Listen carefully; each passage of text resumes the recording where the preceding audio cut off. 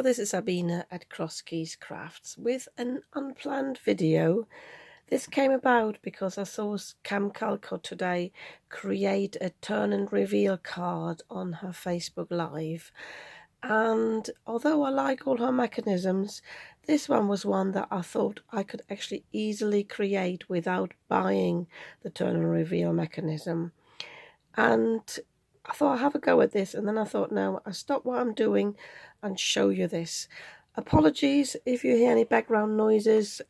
It's Friday night, the pub is in full swing downstairs, but my experience is actually that what I hear you can't necessarily hear unless you put your headphones on. So I'm going to show you what I'm doing.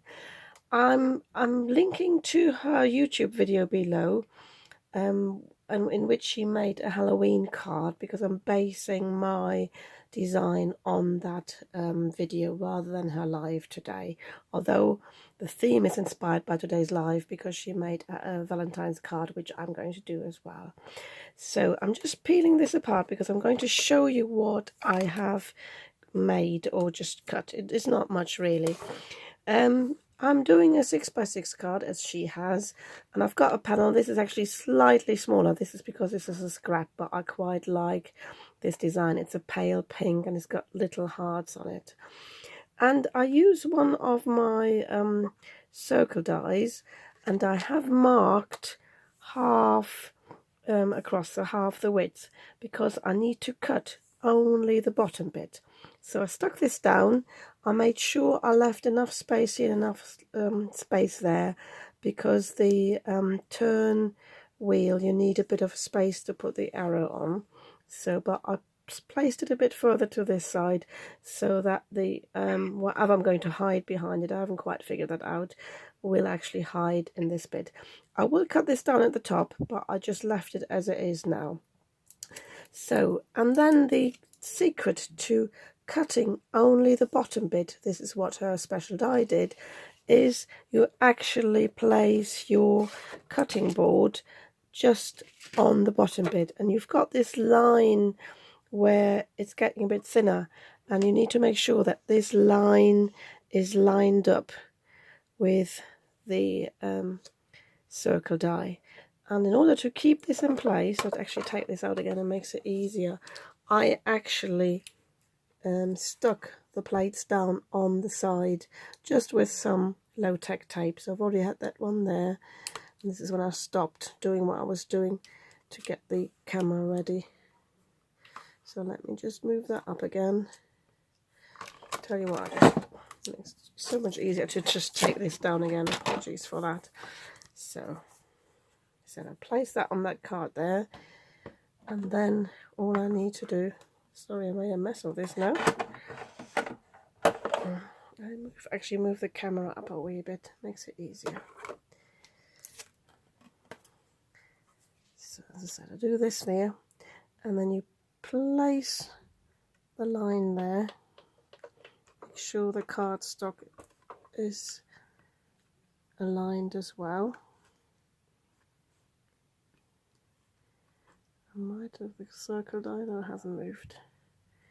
Okay, and now I can tape these together, which means the top plate won't move when I put this through the die cutting machine.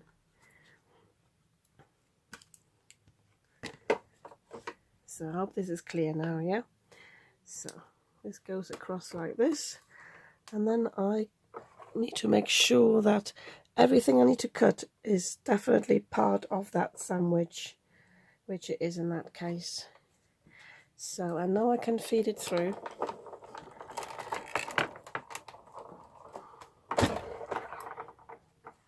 And then if I've done everything correctly, the circle should only have cut at the bottom. And that's what we need for this mechanism.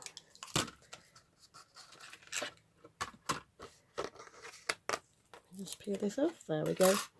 Wonderful. So this is what you need as the base plate, and then I'm going to measure out and figure out the size of the mechanism. It's basically a ring in the middle, and obviously with the one you buy it's in one piece, but there's no problem to actually cut this separately and then just stick it together with red tape, which is what I'm going to do, and I'm going to show you that in a second. Okay, for the other part of the mechanism, to work that out, by the way, I did cheat a bit. I had a look online and had a look what the other part of the mechanism looked like. This is okay because I'm not selling these cards. These are just for personal use, so I don't feel bad about it. I don't know whether that would be allowed if you use these to sell the card. So what I did is I cut another circle of the same size, and I folded it twice and then cut a little bit off to find the center of the circle. And I then took my piece of acetate, laid it over the middle, and then drew a little circle just with my Sharpie, a little circle. You won't be seeing this mechanism. The only thing you will see is the bit that sticks out. And so a little circle. I actually had put together two of my circle dies to cut this, but they have disappeared off my desk. I haven't got a clue how that happened. One of those things disappear in my craft. From the other day, funnily enough, I was looking for a sentiment stamp, and I gave away a gift bag for Christmas, and it was actually stuck on the outside of the gift bag. Luckily I saw that before it disappeared completely. So I have, as I said, I've followed this. So the idea is for these two arms to be below the center line, and I just extended this, and then this comes out. This is where the arrow goes on to show which direction it is. And I drew these a bit wider than I actually need them because I want to cut inside these lines, definitely the bit that you will be able to see here. And the same on the other side. I drew this very wide. When I cut this out, it will be much slimmer. So I will just cut this by hand, and then I will have to cut another circle of this size that will be the, oh, I forgot what it's called, but which will hold basically the circle in place, so like a bread, and I'll show you how to create that. Okay, so I have cut out this bit. Don't know if you can see it. Yes, a tight bit, and I have cut myself a little bread, which basically is the ring of the same size, and just out of cardstock, scrap cardstock, and by 2 slots on this side and 2 on this side. And I'm now going to use this piece of paper that I have to find, I'm going to align this with a line to find the middle of this here, just using this pen. I haven't really tried this before, so I hope it works. And I now can glue down the bread, or I better feed it through first. So basically you fold over these bits here. It doesn't matter what it looks like, because this is all going to disappear behind the cardstock. So you feed this through here, fold these back over, make sure it moves freely, which it does. Quite surprised at this.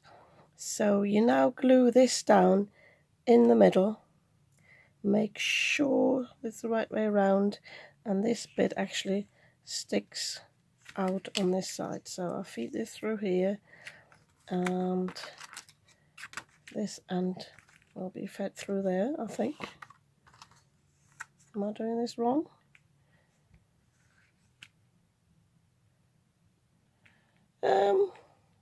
I'll have a look at some Calcott's video again, and I'll come back. Okay, turns out I had this one maybe the wrong way around. No, maybe I didn't, but I think when I put it on the back I had it the wrong way around. So once you turn this over, and I keep this to the side, the one that turns here to 10, 11 o'clock, it needs to go that way, and that one's at 3 o'clock. So again, I'll feed my bread through and fold that out again, and that now needs to go in the middle. This one just get fed through, and this one, because I'm cutting this down, will stick out. So I now have to decide how far I cut this bit down, obviously not too close to the slot there, and then I need to see what I need to attach there. So basically this is what you have to do. And once I have cut this down and decided what's going to pop out, I'm going to show you how to assemble the whole card. So I found my piece that I wanted to decorate this with. These are Rosalie and Truffle, and they represent me and my fiance. And this is actually quite a funny piece. At first I thought I used some bits from a calendar. They were all too big, but I actually had this box of notes, and this was also already partially die cut, so I thought I'd just use this bit. But because it's thicker cardstock, I need to be careful that when it comes up that it doesn't basically get caught here. So I'm trying to attach it so that it doesn't actually go higher than this. The feed will actually stay a bit below. So what I'm going to do now is to basically hold it in place there. Obviously it will be a bit at an angle. Let me just see. So when it folds out completely, it's a bit of figuring out how you do this. Let me just do this again. So this is the way it's at the beginning, so it will disappear behind there. So it needs to go low enough there. You can actually make it that it stops a bit and that it doesn't go all the way up. So, but it needs to disappear at the widest bit here. So, but if I glue this down here, I just put this in place with just a bit of sellotape so I can rearrange it if I need to. And if I then test it out on the front, yeah, that's be fine, because the feet doesn't come undone completely. I can put a stopper in so they see. This is what I was worried about, that it will stop there. So I need to make sure that when I adhere it on the back, that I actually put a stopper here so that it actually doesn't go any further than here. So I will put a what's it called, a foam square here. Just get these ready. You need foam squares anyway to give this whole bit a bit of movement. So I'm going to put that here. And then I can fill this up with foam tape. I'm going to adhere this with some red tape, and then this gets bulked up as well with some foam squares.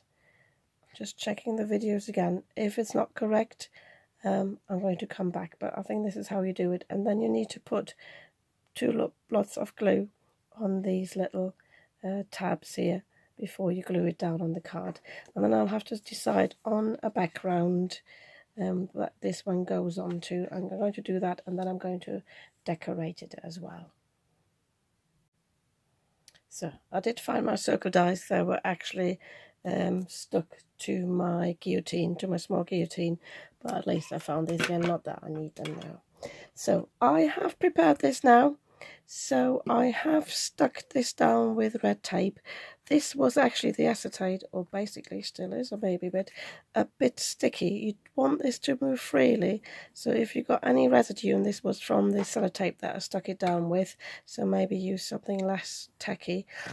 I used some alcohol to get rid of that. I think it's okay now. I might just use my powder tool in a second to get rid of any stickiness. And I have put foam rectangles everywhere where this bit doesn't move. This will move up this way. So anyway, basically, I should turn it around really like this, anywhere at the bottom.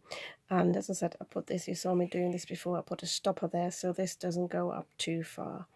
So all that's left to do now, I've got my card base here, or my background. I will put this on a different card base. I will put my quick grab glue on these two tabs. Make sure it's not too much. You really just need a little bit to hold this in place. I will actually take a bit of scrap paper and just take this off, because the last thing you want to do is that getting interfering with the mechanism and going onto the acetate. So I think that might just be enough. So I'm going to stick this down now.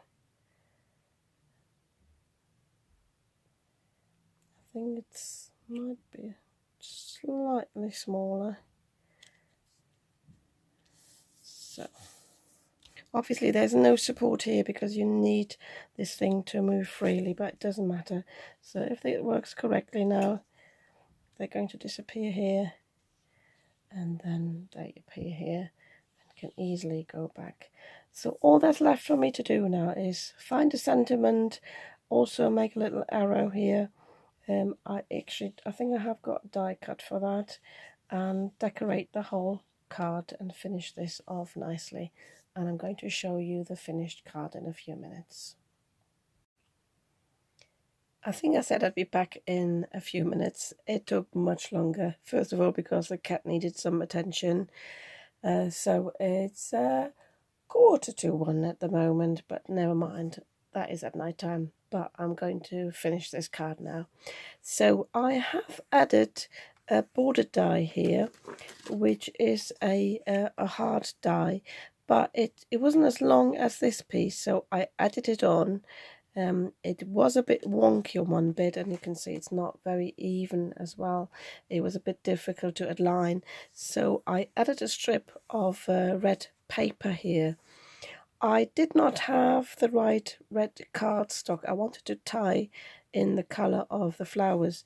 So what I did is I had an envelope in my stash that had the right colour, and I just put some tape, some white tape on the back, just cut it to size, and then put that over the top, and you can't really see where I have put these two dies, sorry, the two parts of the same die together.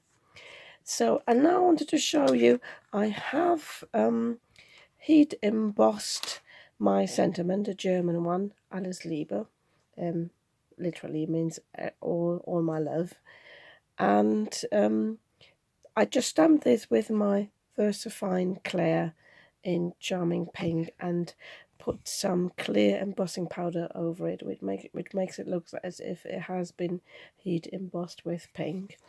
And I wanted to use a die that is not just plain. I could have just cut it to size, but I wanted to do something special. And I recently got these inverted scallop dies. They were free from Craft Oops, with a purchase, but they obviously are too long, and if I cut them down just normally, obviously I would have straight edges. So I just want to show you that you can actually cut the bit out like this, yeah, and then you just realign these scallops with the bits you have already cut, and then just cut it again, and putting a bit of scrap cardstock underneath so you don't cut into your cutting plate, and then do the other edge. That is very easy to do. So I just wanted to pop in to explain that, and then I'm going to show you the finished results, hopefully in a few minutes. So just to show you rather than telling you. So I have cut this out like this, and now I can align this even better on the back, but make sure it is aligned at the front. And I've got the choice now of putting it in this scallop or the next one, which that would be too much, so I just pop it in this one, and it slots in really nicely. So all I need to do now is to just tape this down, and as I said, put some scrap underneath so it this doesn't cut into your plate, and then all you need to do basically is cut this lot. You don't even need to pull it in all the way. So I quickly shall do that, and then, as I said, I'm going to glue this down, and then I'm going to show you the finished card.